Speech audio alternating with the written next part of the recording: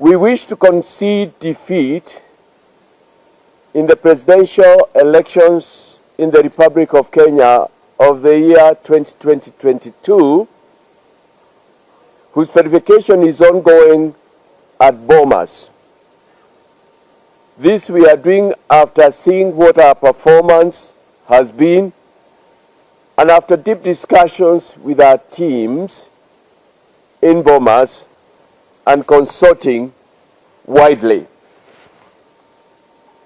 We have also with our team been following the ongoing exercise at Bomas and indicate that the figures there are and have consistently and undoubtedly been in favor of His Excellency Dr. William Samoei Ruto, the current serving Deputy President of the Republic of Kenya. We have also with our team been following the activities taking place in Bomas and point out that there appears a well-choreographed plan to interfere with the verification process and the results. And we call for a stop to this by all those who are trying to do that.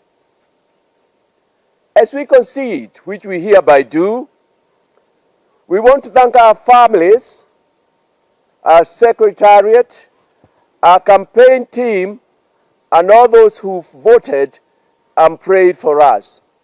They did not just pray, but they voted.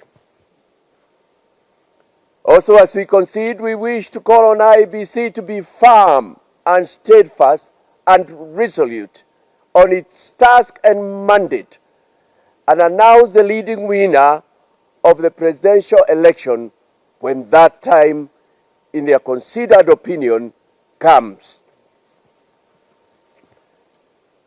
As we concede, we also endorse the winning trend and the person of His Excellency, Dr. William Samoei Ruto, as the leading candidate, and urge IEBC to be fervent in declaring his win when it is time to do so.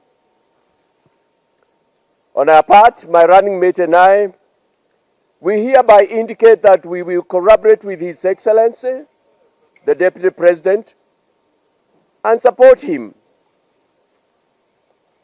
Not just because he is winning, but also because his manifesto and his many campaign promises agree with ours. Key among those that agree with us, we agree with him on the need to ensure Kenya remains a God-fearing nation. We also agree with him on his pursuit to ensure that freedom of worship for all faiths is maintained. Also, on his promise to ensure that the church and other faiths are protected and that no religion, let alone the Christian faith, is a kasuba.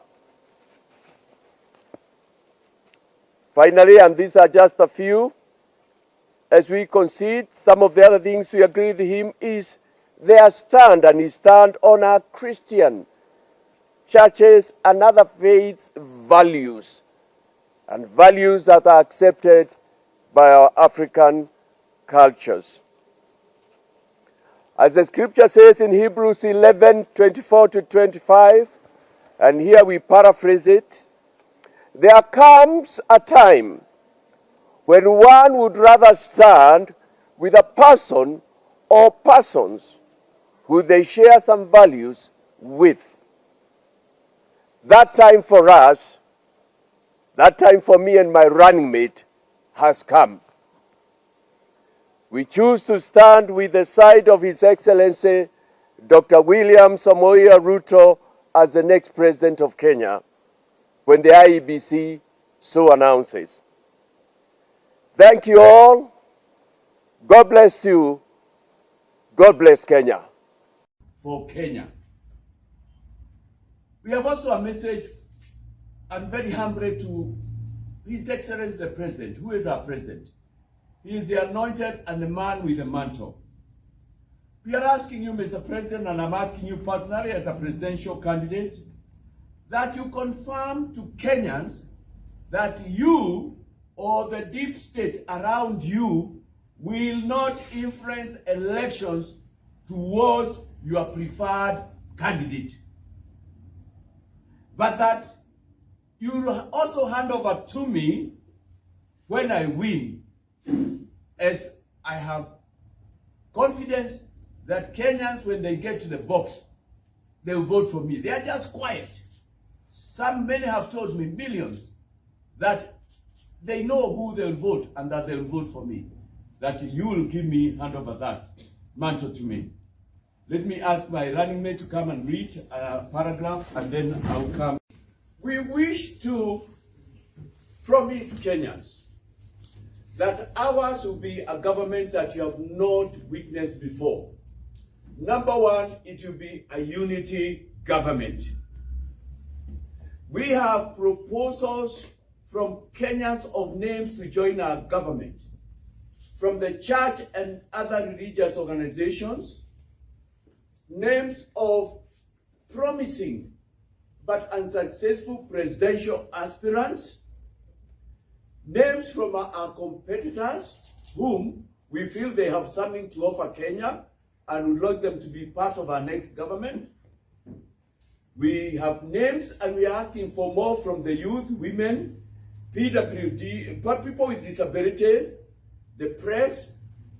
As a party, we would want somebody from the immoral community, and even from far east, resident in Madeira, to be in the center of a government. We request Kenyans, because we sent an appeal actually, to continue forwarding the names to us of competent, corrupt-free Kenyans who can be part of the government. The government is big. Our cabinet is already being formed. It's already being formed.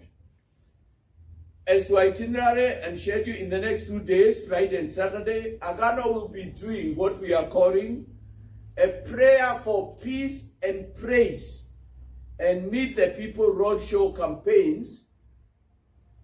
A prayer for peace and praise and meet the people roadshow campaigns in Nairobi and surrounding counties. We welcome all Kenyans to join us for the final lap and drive with us in their cars, in your bicycles and motorcycles. We are asking Kenyans, this is a time for change. We either choose change or perish. But we cannot perish because there is hope for Kenya.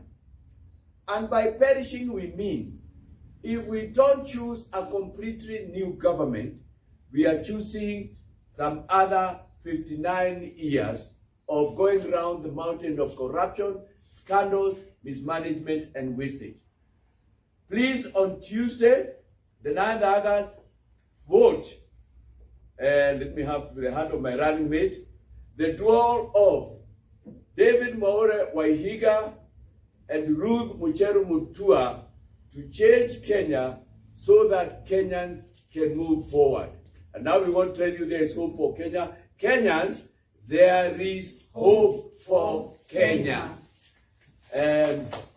We'll take a few questions, but before that, I know one of the natural ones. Let me answer that before you leave out.